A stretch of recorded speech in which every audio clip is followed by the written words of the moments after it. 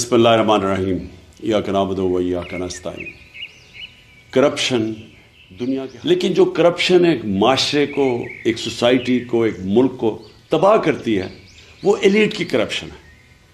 वो जिसको कहते हैं रूलिंग एलीट चोरी करना शुरू करती है जब प्राइम मिनिस्टर पैसे चोरी करता है, जब उसके मिनिस्टर्स करते हैं, या फिर जिसको क्रोनी कैपिटलिज्म कहते हैं कि वो बड़े बड़े बिजनेस हाउसेस के साथ मिलके जब चोरी करते हैं तो उससे मुल्क तबाह होता है।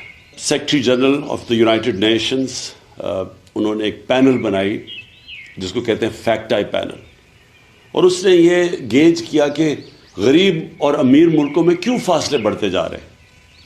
तो वो बड़े ऐसे रिजल्ट्स आए जो कि सारी कौम को समझना चाहिए। मैं अपनी कौम की बात कर रहा हूँ कि उसका रिजल्ट नंबर 1 रिजल्ट, हर साल गरीब मुल्कों से 1.7 ट्रिलियन डॉलर्स, 1700 अरब डॉलर गरीब मुल्कों से चोरी होके अमीर मुल्कों में जाते हैं, या ऑफशोर अकाउंट्स पे जाते हैं, या लंदन लात खरीदने के लिए एवन फील्ड अपार्टमेंट्स वाले महंगे तरीन एरिया में ये गरीब मुल्कों का पैसा जाता है अमीर मुल्कों में और ऑफशोर अकाउंट्स पे, और असल में ये तबाह करती है एक मुल्क को। और वो इसलिए होती है कि उन गरीब मुल्कों में रूल ऑफ लॉ नहीं होता। गरीब और अमीर मुल्कों के अंदर फ़र्क ये है कि अमीर मुल्कों में रूल ऑफ लॉ है, गरीब मुल्कों में नहीं है। रूल ऑफ लॉ का मतलब ये होता है कि कानून के नीचे सब एक बराबर हैं, वो ताकतवर को कानून के नीचे ले आते हैं। जो गरीब मुल्क हैं वो ताकतवर को एनआरओ दे देते हैं, ताकतवर चोर को एनआरओ दे देते हैं, और तबाह ताकतवर की चोरी का होता है। एक मुल्क तबाह तब होता है क्योंकि छोटा चोर कितना पैसा चोरी कर लेगा, वो पैसा क्या करेगा, चोरी करके ज़मीन में अपने घर के नीचे दबा देगा। ₹100 रुपए की चोरी होती है और वो ताकतवर करता है, यानी वो वज़ीर करते हैं, प्राइम मिनिस्टर्स करते हैं, तो वो जो चोरी है वो फिर मुल्क से बाहर ले जानी पड़ती है। तो पहले चोरी करके एक मुल्क को नुकसान होता है, और करप्शन वो होता है जो मुल्क का चोरी वो होती है जो कि एक फ़र्द की चोरी हुई। तो जो ताकतवर जब मुल्क का पैसा चोरी करता है और वो अरबों में होता है तो उसको बाहर भेजना पड़ता है, तो दूसरी तरह नुकसान होता है मुल्क को।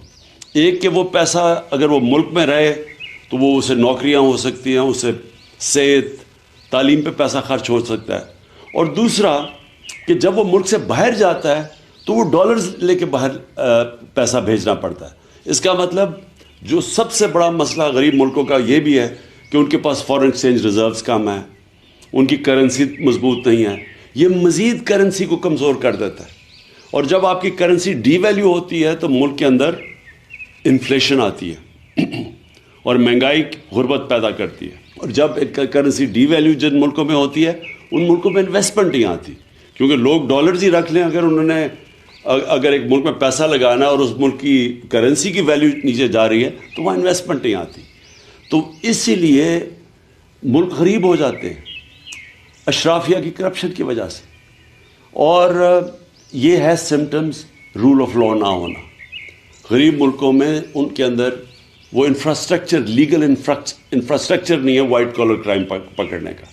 और आप पाकिस्तान में ये देख लें कि इस मुल्क की जो रूलिंग एलीट जो 30 साल से इस मुल्क के ऊपर हुकूमत कर रही थी, हमारी बदकिस्मती देखें कि उन्होंने आते साथ ही असेंबली के अंदर नैब के कानून की अमेंडमेंट्स की है, और उस अमेंडमेंट से पहले ही मुश्किल था वाइट कॉलर क्राइम पकड़ना। अब इन जो नई अमेंडमेंट्स लेके आए हैं, वाइट कॉलर क्राइम पकड़ना तकरीबन उन्होंने ऐसी शिकें डाल दी हैं बीच में कि अगर मैं यहाँ मुल्क का पैसा चोरी करके बाहर भेजूँ तो ये नामुमकिन है हमारे लीगल इंफ्रास्ट्रक्चर अकाउंटेबिलिटी ब्यूरो का कि वो पैसा वापस लेके आए।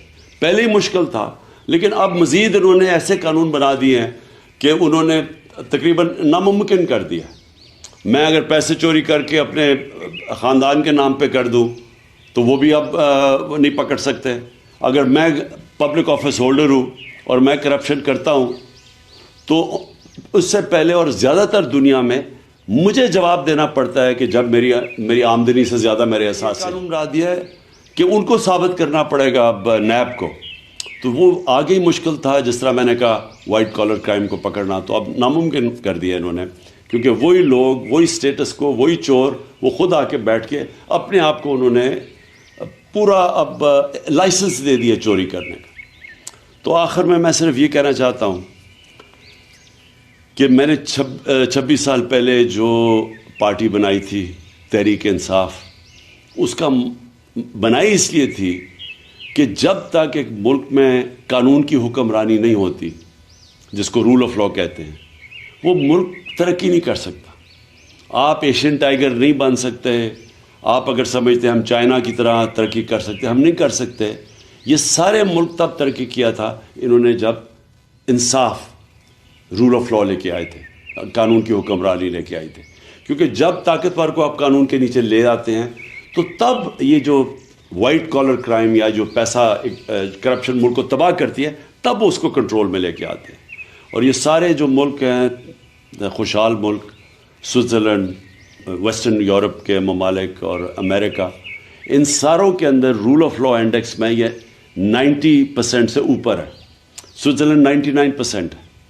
اور ہمارے ملک جو غریب ہیں، نائجیریا کی مثال آپ کے سامنے ہے، جو کہ تیل کے ذخیرے پہ بیٹھا ہوا ہے، وہاں صرف رول آف لا 7% ہے۔ اور ہمارے جتنے بھی پاکستان جیسے ملک، ہم سب 15-20% سے کم ہیں۔ آخر میں سم اپ یہ کرنا چاہتا ہوں کہ جب تک ہم سارے ملک اس چیز کے اوپر زور نہیں لگائے گا قانون کی حکمرانی کرنے کے لیے، رول آف لا اس ملک کے اوپر لاگو کرنے کے لیے، ہم کبھی بھی یہ بڑی کرپشن نہیں روک سکتے۔ اور جب تک بڑی کرپشن نہیں روک سکتے، خوشحالی نہیں آ سکتی۔ شکریہ۔